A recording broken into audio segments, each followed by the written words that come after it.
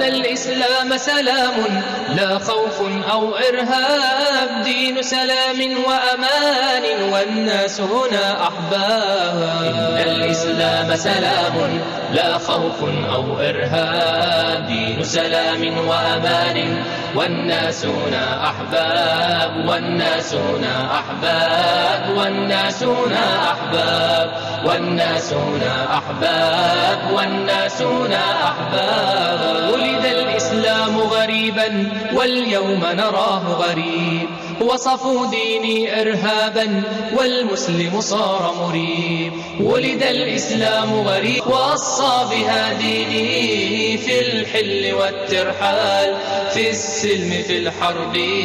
في الأمن في الأخطار. إسلامنا عظيم، إسلامنا عظيم، إسلامنا عظيم، إسلامنا عظيم، إسلامنا عظيم، إسلامنا عظيم، إسلامنا عظيم، إسلامنا عظيم، إسلامنا عظيم، إسلامنا عظيم، إسلامنا عظيم، إسلامنا عظيم.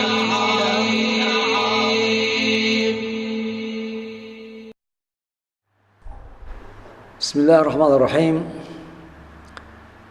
إن الحمد لله نحمده ونستعينه ونستغفره ونعوذ بالله من شرور أنفسنا ومن سيئات أعمالنا، من يهديه الله فلا مضل له ومن يضلل فلا هادي له، وأشهد أن لا إله إلا الله وحده لا شريك له، وأشهد أن محمدا عبده ورسوله. أما بعد، السلام عليكم ورحمة الله وبركاته. ودرسيني إن شاء الله تعالى سقالات وية وكم إذا هاي دروس أن كشرح يعني منهج دعوة. waxaan insha Allah darsiga aanu naga bilaabanayaa baabka 11aad oo kamida manhaj jamaacatu ihtisam bil kitaab wa sunnah. baabkaas wuxuu ka hadlayaa mowduuc muhiim ah, mowduucaas oo ah al-hukm bima anzala Allah wa at-tahakum ilayhi. xukunka la isku xukumayo waxa Ilaahay subhanahu wa ta'ala uu soo dajiyay lagu xukuntamo, la isku xukumo, loona xukuntago ayuu ka hadlayaa. مسألة runtii mas'ala muhiima weeyaan, sababtoo ah dadka muslimiinta maadaama jamaacadan ay jamaacad dacwo ay tahay oo dadka diinta ugu yeeraysa, in dadka loogu yeero inay shariicada Ilaahay ku dhaqmaan, iskuna xukumaan, una xukun tagaan waa shay muhiim ah. maxaa yeelay meelaha laga soo galay muslimiinta oo laga leexiyay oo runtii diintooda dhaawac weyn uu ka soo gaaray waxa weeyaan waa xukun la'aanta. maxaa yeelay diin aan lagu xukuntamaynin oo aan lagu dhaqmaynin way iska baaba'aysaa, waana iska duugoobaysaa. taas waa xagga ahmiyadda weeyaan. tan kale mas'alada waxaa ka mid ah masaa'isha inxiraafka uu galay oo alfiraq addaalla, firaqda baadiyeysan ay ku inxiraafeen bay ka mid tahay mas'aladan. saa la socotaan firqada loo yaqaan firqatu lkhawaarij, meesha koobaad ay ku inxiraafeen oo ay saxaabada ku gaalaysiiyeen oo dhibka fara badan ay ka geysteen mas'aladan bay ahayd.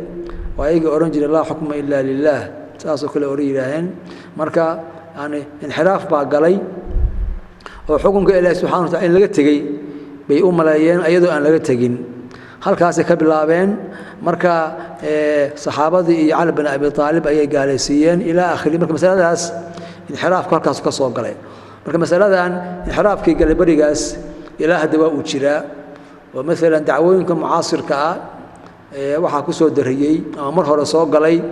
dad la yidhaha takfiir oo wax gaalaysiinaya. masar bay ka bilaabatay, meesha koobaad ay ka soo galeen takfiirka ama inxiraafkaasu uu ka soo galay masaladan xukunka ayay ahayd, ayadaas ayay ka soo galeen. marka xaakimkii iyo shacabkii iyo ummaddii oo dhan bay gaalaysiiyeen. marka waa mas'alo saas bayna ku socotay oo ilaa hadda maalan dadka qaarkood waxa gaalaysiinaya oo maaragtay yani khaldan mas'aladan masaa'isha ay ku gaalaysiiyaan oo sida khaldan u fahmeen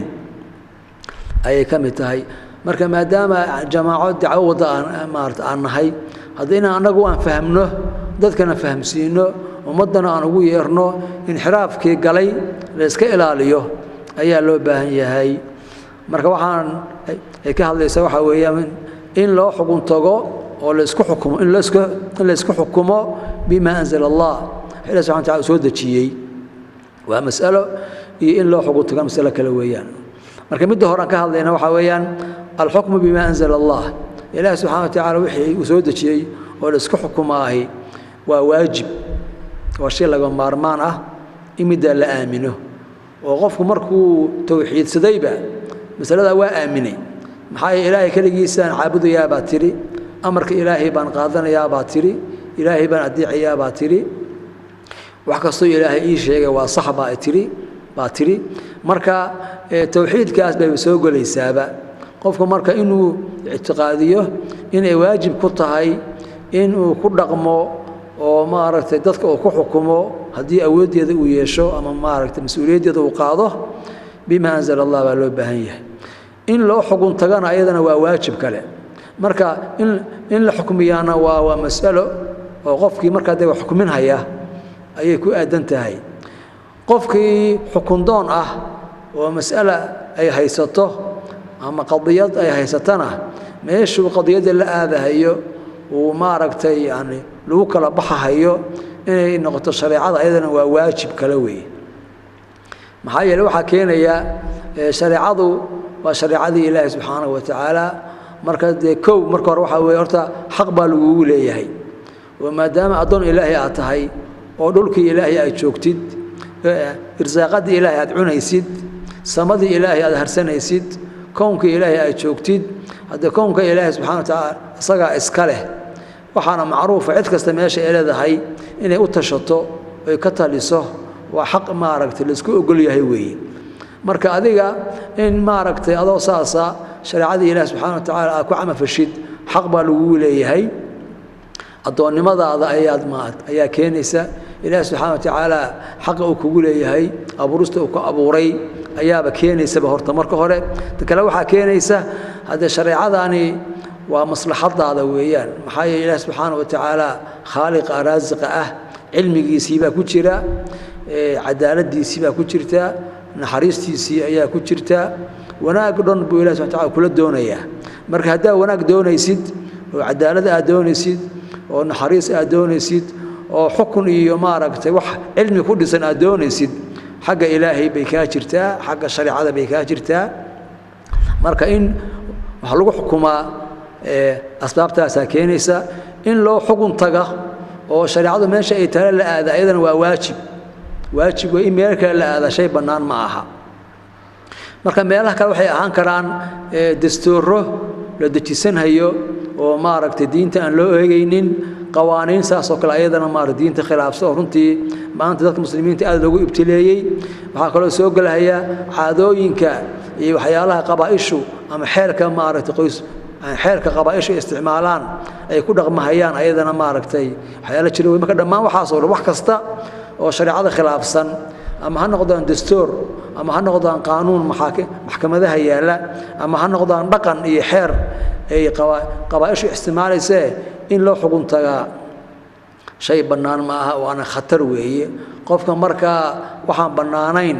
dadka ku xukmin haya oo wixii Ilaahay subhanahu wa ta'ala dajiyay waxaan ahayn asagu dajinaya qofkaasi shariik oo kale buu noqon haya qof Ilaahay la dhinactamaya ama Ilaahay subhanahu wa ta'ala isku dhiirinaya ama Ilaahay maaragtay inuu la mid yahay sheeganaya oo kale ayuu noqonayaa waatay ayadu lahayd am lahum shuraka shar'u lahum min ad-din ma lam ya'din bihi Allah marka shuraka miyay leeyihiin ujideeyay diin Ilaahay ta'ala uu san idnin marka waa shay laga maarmaana in qofka maamulka haya wax kala xukumayaa darajadu rab ha yeesho ama ha noqdo qaali ama ha noqdo maarad mid kale ama ha noqdo qof baarlamaan jooga cid kasta wax xukumaya in uu ku xukumo oo mas'aladaas uu ka yiraaho wax Ilaahay ka yiri subhanahu wa ta'ala waajib ay ku tahay oo diinta iyo tawxiidka uu soo galay tawxiidkiisa ayaa keenaya hadii aad salaada aqbashay inaad tukatid hadaad aqbashay inaad soontid hadaa aqbashay inaad zakaysid in lagu maaragtay la isku dhaqo shariicada la isku dhaqo oo lagu dhaqmo oo la isku xukumaa kuwaas ay la mid tahay in marka qalbigu aqbala raba oo la yeelo oo la iska ilaaliyo إن ما روحك إلا هذا إلهي حليه إن الحكم إلا لله أمر ألا تعبدوا إلا إياه حكمك عدك لما لها إلهي بأسكال سبحانه وتعالى حكم كاسي أما هذا حكمك محانك وراها قدري أو كوني أما هذا حكمك تشريعي ضدك ملك بدنا حكمك قدري أو كوني إلهي سبحانه وتعالى لقمها يستو وقالوا اعتلاف سنيهي وحو ديلهيو وحو نولينهيو وحو أبارينهيو وحو آرمينهيو إلى آخره إله سبحانه وتعالى لقمها يستو لكن حق التشريع iyo xalaasha iyo xaaraanta iyo nolosha habka u soconayso xukunka in loo daayo ayaa loo baahan yahay saas oo kale weeyaan ilaahay subhanahu wa ta'ala nabiga la hadlaaya ayuu ku yiri inna anzalna ilayka alkitaba bilhaq litahkuma bayna an-nas bima araka Allah kitabka baan ku soo dejinay Muhammad sallallahu alayhi wasallam si dadka aad maartay ugu xukuntid waxa ilaahay subhanahu wa ta'ala uu ku tusiyay oo ku soo waxyooday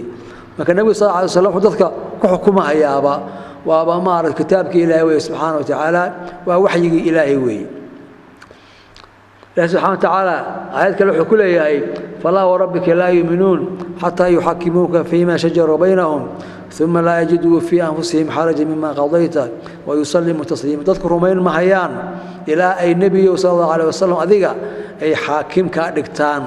ay adiga maaratay warkaaga ay u soo noqdaan oo wixii dhexdooda dhaca isku khilaafaan ilaa xaggaaga la soo aadayo kow kadibna wixii aad xukuntay qalbigooda uusan ciriiri ka noqonaynin uusan diidaynin bimaana waxa weeye hadii wixii Ilaahay yani kugu xukumay ama nabiga sallallahu alayhi wasallam uu xukumay hadii qalbigaagu diidahayo hada iimaankaagii iyo kalsoonidaadii ayaa lagu jiraa markaas waxa weeyaan waa in dadku ay isku xukumaan una xukun tagaan shariicada islaamka ayada nagu filan ayada kaafi ah ee maaragtay maxaan ku rahaa ayada ayaa maaragtay aqeedadeena ay amraysaa laakiin hadii sida la yeeli waayo markaas sidee xaalkeenu noqonayaa midda koobaad al-hukm bighayri ma anzal Allah hadii waxa aan diinta ahayn wax lagu xukumo sida la noqonayaa maxay tahay waxaan sheegnay in wax lagu xukumo shariicada islaamka iyo waxa Ilaahay subhanahu wa ta'ala soo dejiyay tawxiidka iyo aqeedada ayay soo galaysaa maxaa yeelay amarkii aad qaadatay kalsoonidii aad muujisay isdhiibtay bay soo galaysaa marka hadii laga waayo wax kale aad wax ku xukuntid waa laba qaybood kufri weyn ba ku dhacday marka ba ku dhacaysa oo qofku diintii waa kaga baxaya ama kabiiro weyn ayaa galaysa oo khatar ah labada darajo ay kala leedahay darajada hore ah kufri weyn oo diinta looga baxayo waxa kamid ah qofku haduu diido xaqnimada shariicada islaamka haduu diido xaqnimada xukunka Ilaahay haduu diido uu yiraaho shariicadu xaq uma laha in la isku xukumo ama mudnaantaas ma laha uu yiraahdo qofka waa gaaloobaya hayr waa qof Ilaahay subhanahu wa ta'ala ka hor yimid weeye qof diinta dafiraaya weeyaan ama haduu qofku i'tiqaadiyo in xukunka Ilaahay waxaan ahayn inay ka fiican yihiin haduu i'tiqaadiyo uu maleeyo in wax kale oo shariicada khilaafsan oo diinta khilaafsani inay ka wanaagsan yihiin diinta Ilaahay ay shariicada Ilaahay oo ka dhameystiran yihiin oo ku oranhayo shariicada waa laga fiican yahay shariicadu ma aragtay saasay sameeysaa sida kala fiican uu yiraaho marka qofka i'tiqaadiya in qaanuun kale uu ka fiican yahay shariicada Ilaahay subhanahu wa ta'ala ama uu ka kaamil badan yahay qofkaasi waa gaaloobaya maxaa yeelay hadii qof Ilaahay duray weeye waa qof oranaya Ilaahay waa laga cilmi badan yahay oo kala weeye waa qof oranaya Ilaahay subhanahu wa ta'ala waa laga cadaalad badan yahay oo kala weeyaan waxa kale ayadana gaalnimo ah qofku haduu yiraaho shariicada waa la siman yahay qofku haduu yiraaho shariicada Ilaahay subhanahu wa ta'ala qaanuunka kala la siman oo la nooc ah oo isku mid ayadana waxa weeyaan gaalnimo keenaysa maxaa yeelay Ilaahay subhanahu wa ta'ala oo wax la simo baa ka dhalanaysa marka qofkii yiraaha Ilaahay awoodiisa awood kale oo la mid ah jirta ama cilmigiisa cilmi kale oo la mid ah jira qofkii yiraaha suu gaaloobayo oo kale ay waxa u gaaloobay qofkii yiraaha ahkaamta Ilaahay shariicada Ilaahay waxa la mid ah ayaa jira سيلو لم يدهان كرا ما مخلوق يخالق باسمي كرا ما علم إلهي علم مخلوق باسمي كرا هل كاسوية مرك حقول أصلا ما عرفت قالوا بيا قف هدو يراه شرع ذي لا وفي عنته هاي لكن أنا كم خصبنين إن انقاضنه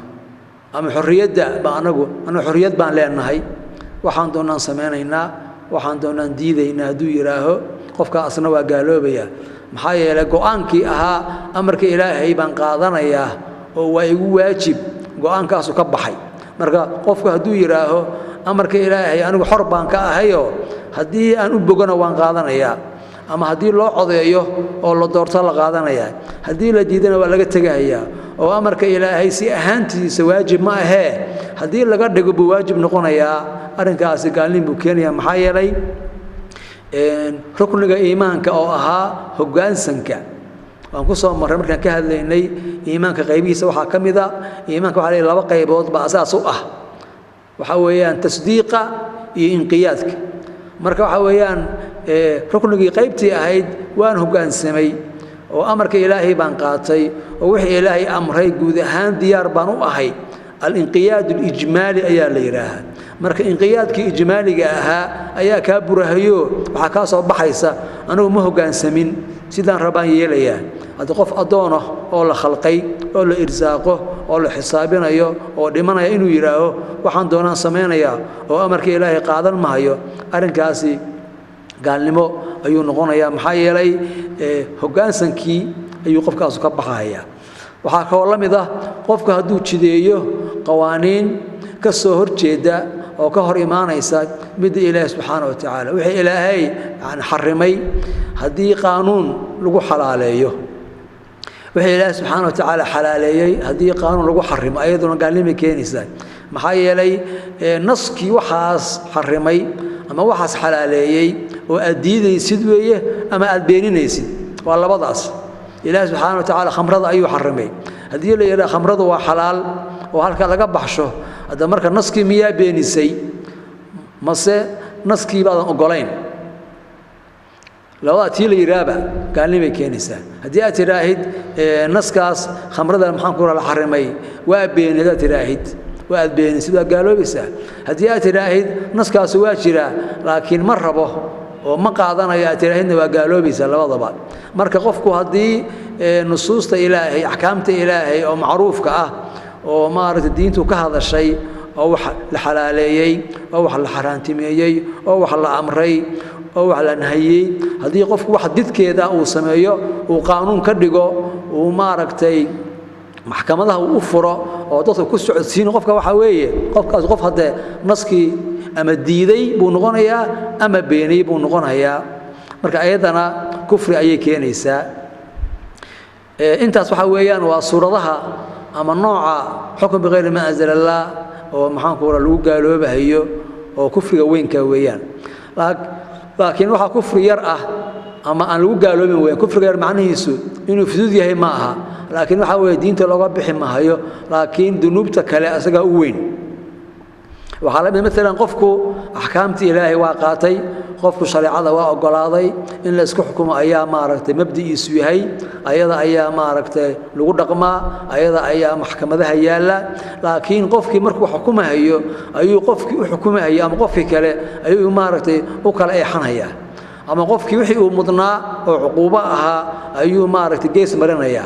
ama maaragtay cuquubo uu samudnayn buu saaraya qofka noocaas marka oo qadiyad muayyan ah oo qof gaar ah ku joorfalaya qofkaas wuxuu sameeynaya xukun bighayri ma anzal Allah weeye laakiin nooci gaalnimada ma ahane waa kufr asqar weeyaan laakiin waa kabiira weyn oo kabaa'irta waaweyn kamida weeye marka waa qadiyad muayyana oo qofkaasi uu qofka ay xanayo ama u ay xanayo weeye laakiin qofku inuu xukunka Ilaahay diidan yahay ama uu dursan yahay ama uu neceb yahay ma ahane ninkan ayuu ama jecel yaho u ay xanaya ama neceb yaho ka ay xanaya taas weeye macnaheedu asagoo marka macdaalika shariicada Ilaahay ogol xukunka Ilaahay aqbalay xukunka Ilaahay subhanahu wa ta'ala maarad in lagu dhaqmo maaragtay ay mabda'iis ay tahay taas marka waxa weeyaan waa kufrun asqar ayaa la yiraahaa marka waxaan lagu gaaloobayo oo aan sheegayno runtii waxyaala khatar weeyaan in la iska ilaasho weeye laakiin maca daalika qofka la gaalaysiinayo waan soo marnay qawaacida ay leedahay iyo dawaabida ay leedahay iyo cidda waxa ka hadli karto wax gaalaysiin karta mas'aladii ahayd at-tahakumu ila ghayri sharci illah hada waxaan ka soo baxnay hadii waxaan maaragtay xukunka ilaahay ahayn wax lagu xukuman ka soo baxnay hadii waxaan galeynaa hadii wax xukunka ilaahay ahayn loo xukun tago ayaa haddaan ka hadlaynaa masaladaasi mas'alo bannaan ma aha in waxaan xukunka ilaahay ahayn shariicada ilaahay ahayn loo xukun tago oo dadku ay ku kala baxaan wax bannaan ma aha maxaa yeelay qofka la aadaya oo warkiisa lagu kala baxayo oo go'aankiisa la qaadanayo oo aan diinta ilaahay ahayn qofka asagu muxuu yahay ma dadku abuurtay ma dadku arsaaqa ma dadku ka aqli badan yahay yaa waxaan siiyey yaa darajadan siiyey lama ogola marka waxa waajib ah in loo xukun tago maxkamadaha sharciga kaliya ayaa waajib ah qofkii marka meel kale aada oo maxkamado aan sharci ahayn u xukun tagahaya asagoo sharciga ilaahay diidan oo maaragtay wixii ilaahay subxaanahu wa ta'aala jideeyay ka leexanaya oo maxaan ku warkan kala dooranaya qofkaasi kufri ku dhacaya laakiin qofkii meel uu kala aado waaya oo maaragtay wixii ka maqnaa cid u soo celisa la ama dhibka haysta cid ka bixisa la qofkaasi hadii uu meel aan shariicada ilaahay ahayn uu aado asagoo maaragtay xaqiisi soo ceshanaya ama dhibkii loo geystay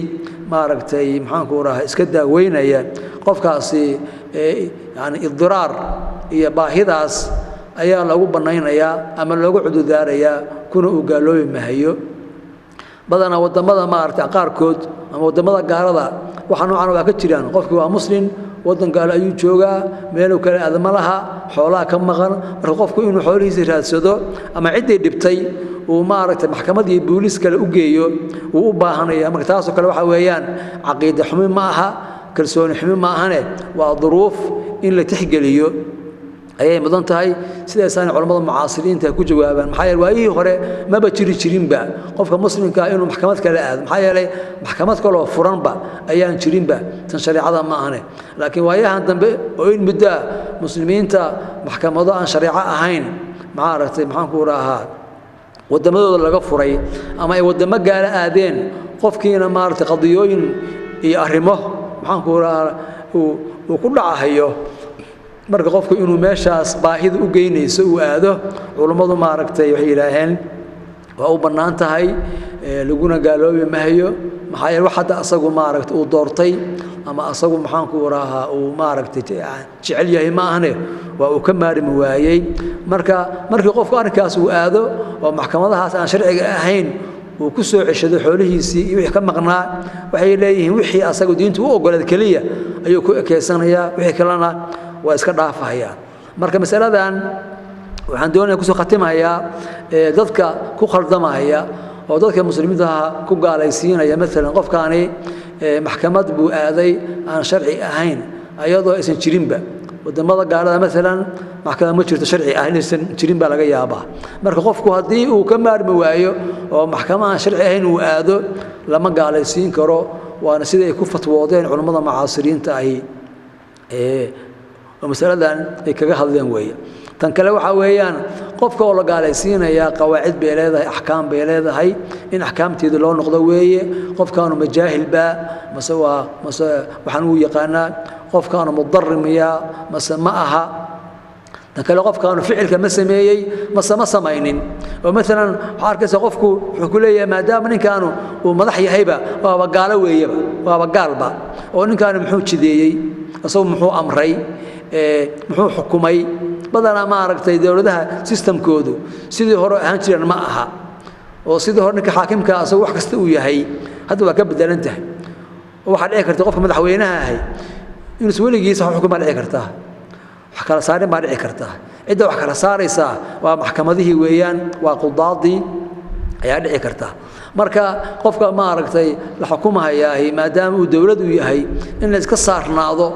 oo ma aragtay leeyahay maadaama dawladda waa iska gaal arrinkaas sax ma aha marka qofku hadii la xukumayo in aad looga fiirsado oo culimada loo daayo oo ayagaas uma meesha ay marsiiyeen la marsiiyo ayaa loo baahan yahay marka mas'aladan dadka lagu gaalaysiinayo mesela maanta oo kale oo la leeyahay dawladihii maaragtay waa gaalo la leeyahay dadkii baarlamaanka ku jiray waa gaalo la oranhayo qaaliyaashii waa gaalo la oranhayo wasaaradii waa gaalo la oranhayo askarigii waa gaalo la oranhayo booliskii waa gaalo la oranhayo xataa kuwii milishibiyeeda ah dawladda hoose kulli la gaalaysiinayo cid kastoo shaqaysa dawladda la gaalaysiinayo arrinkaas arrin takfiiri ah oo quluwi ah weeye maxaa yeelay kow horta qofkaan ficilka gaarka oo asagoo ku hadlay ama asagoo uu sameeyey muxuu yahay oo lagu gaalaysiinayo qof kasta ficilkiisa gaarka u baahan yahay ta kale waxa weeye qofkii xataa ficil lagu hayo ama qowl lagu hayo gaalnimo keenaya in loo noqdo qawaacidii gaalaysiinta ayaa loo baahan yahay iyo dadkii waxaan iska lahaa baa loo baahan yahay in adigu aad ku degdegtid shay xaq u leedahay ma aha marka tan kale waxa moodaysa dadka qaarkood oo dacwooyinka iyo saxwada ku jiraay in ay gaalaysiinta dawladaha iyo xukaamta iyo ay iska jecel yihiin ba u maleynaysaaba oo loo xiisahayo oo ma aragtay gaalaysiinta xukaamta la fududeynaya u maleynaysaa war qofka shahaadanaya gaalaysiintiisu waa culus tahay ama ha ahaado xaakim ama ha ahaado maxkuum ama ha ahaado qof maxaanku waraajoga shaarica ama qof kale ha ahaado marka fududeyn gaar ah iyo ma aragtay in maxaanku waraha culays gaar la saarayo dadka dawladaha maamulaya arrinkaasi arrin sax ah sharci ahaan ma aha marka masaladaas ayada waxaan kaga baxaynaa masaladii ahayd الحكم بما أنزل الله والتحاكم إليه marka umada in runtii lagu baraarujiyo waa loo baahan yahay in dadka la gaalaysiimo waa loo baahnaba adigu daaci baa tahay xaqa sheegaysa dadka wacdi dadka waani waxa loo baahan yahay u sheeg waxa loo baahan yahay fududee maxkamadaha shariicada islaamka maxaanku waraha hal la soo dhigo dad qudaadoo fiican ما أردت أن هي ماذان مركا ضدك مسلمين تاي أنو أنت أكسون هاي سيب الصومالي ذا قارهان وح شريعة الديدن أو شريعة مرة بنا أورنا يا أنا قم ما أنا أرق أما هنقضى دولة ذها أما هنقضى حتى دستور هذا اللي ما أردت القري أو دجسن دستور أورنا يا شريعة إلهي مرة بنا لسكم حكم كلام جريء نكسر حكولي أنا قو مسلمين بعنا هاي شريعة إنه قد رقم ولا قمارمان waxay diinta khilaafsan mar rabno ayaa qoran marka in mid laga faa'iideysto oo umada wadada loo jeexo oo sidii mid loo furin lahaa falankeeda la galo ayaa loo baahan yahay in laga hortago gaalaysiin iyo fogeyn iyo uqdad wax munaasaba ma aha wabillahi tawfiiq wasalaamu alaykum warahmatullahi wabarakatuh